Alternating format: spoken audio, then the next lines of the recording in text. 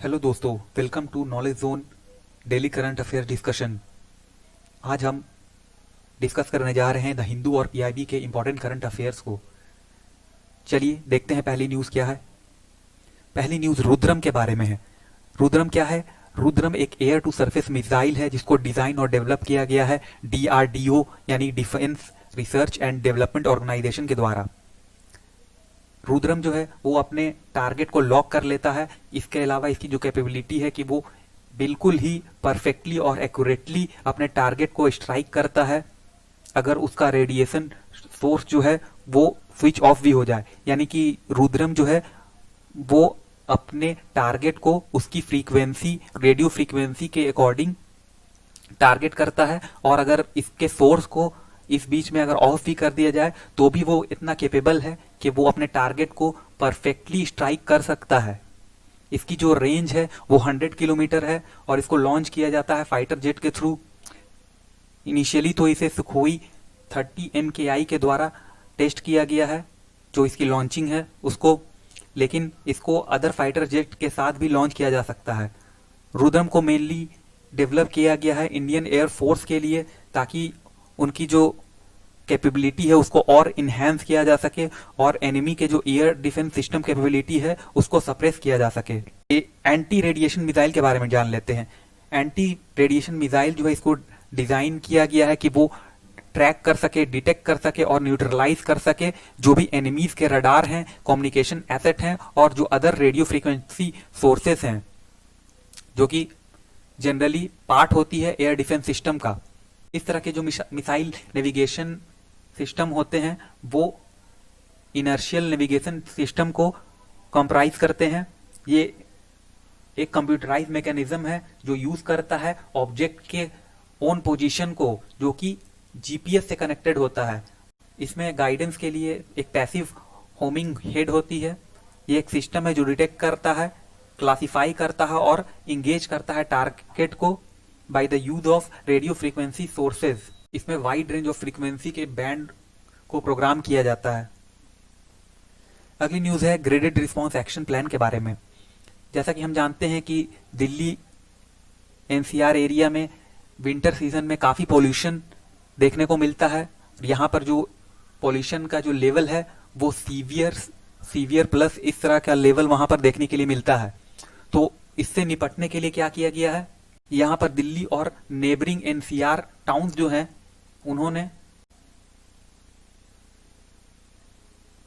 यहाँ पर stricter major लेने की ठानी है ताकि वो एयर पोल्यूशन से फाइट कर सके। इसको जो है अप्रूव किया है यहाँ पर सुप्रीम कोर्ट ने 2016 में।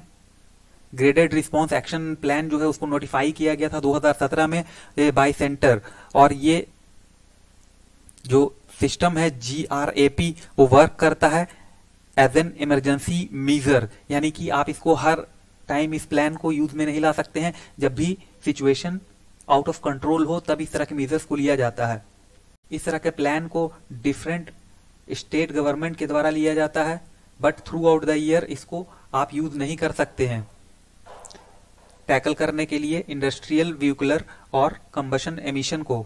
ये प्लान जो है इंक्रीमेंटल होता है नेचर में, यानी कि इंक्रीमेंटल कहने का मतलब कि जब भी एयर क्वालिटी बहुत ज्यादा खराब हो जाए, यानी कि पुअर से वेरी पुअर हो जाए, तो इस तरह के सिचुएशन में जो है इस तरह के प्लान को इफेक्ट में लाया जाता है। जैसे यहाँ बताया जा रहा, अगर एयर क्वालिटी जो है वो सीवियर प्लस स्टेज में पहुंच जाए तो जो रिस्पॉन्स है अंडर GRAP उसमें एक्सट्रीम मेजर्स ली जाती है, जैसे कि स्कूल को शट डाउन किया जाता है। इसके अलावा ऑड इवन रोड स्पेसिंग और रैशनिंग सिस्टम स्कीम को लेके आया जाता है।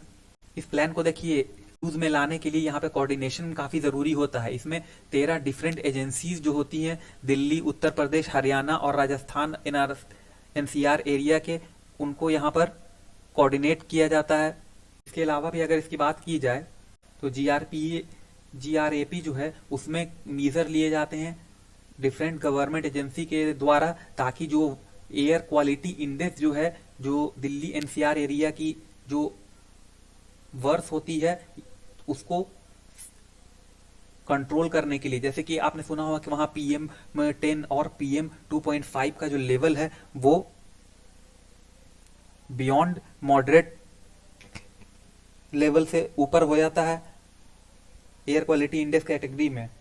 इसके क्या रीजन हो सकते हैं? देखिए, दिल्ली में आप जानते हैं कि गवर्नमेंट हमेशा बोलती है कि स्टबल बर्निंग जो है उसके वजह से काफी यहाँ पर इस तरह की समस्या देखने को मिलती है। इसके अलावा जो जेट स्ट्रीम की शिफ्टिंग होती है उसके वजह से भी पॉल्यूशन काफी देखने को मिलता है, और जो स्टैग्नेंट लोअर लेवल विंड्स जो होते हैं उसके वजह से भी काफी यहाँ पर पॉल्यूशन देखने के लिए मिलता है। इस तरह की समस्या इसमें देखने के लिए मिलती है। अगली न्यूज है रोज ब्रेस्टेड ग्रॉसबीक के बारे में। रोज ब्रेस्टेड ग्रॉसबीक ये क्या है? ये एक बर्ड है जो कि both female and male plumage colour में आती है, यानी कि इसका जो पर होता है, पंख जो हम लोग बोलते हैं, वो बोथ फीमेल और मेल के कलर में आता है, और इसको पाया गया है यूनाइटेड स्टेट्स के पेंसिल्वेनिया में। अगर रोज ब्रेस्टेड ग्रोसबीक के बारे में बात की जाए तो ये इसका जो नाम है वो डिराइव किया गया है मेल स्पीसीज से, जिसका जो कलर होता है वो रूबी रेड ट्रायंगुलर मार्क इसके चेस्ट पे होता है, और डार्क ब्लैक विंग होती है इसकी विथ पिंक विंग पेट्स।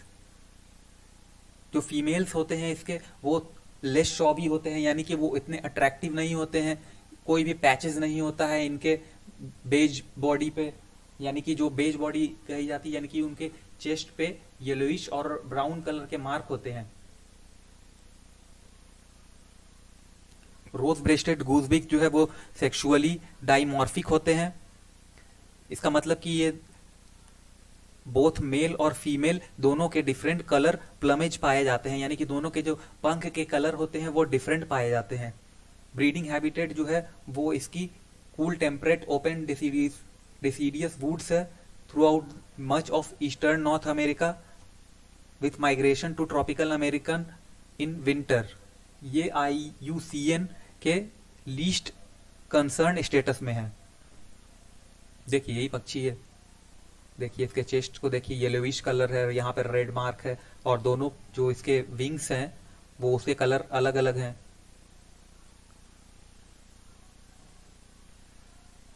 की पॉइंट जान लेते हैं। गाइनेंड्रोमॉर्फ के बारे में पहले जानते हैं। ये एक बायलैटरल ये कंडीशन है बायलैटरल गाइनेंडोमॉर्फिज्म की, मींस इसमें बर्ड जो होते हैं मेल और फीमेल दोनों, उनकी एक ही ओवरी होती है और एक टेस्टिस होती है। इसमें जो है दो स्पर्म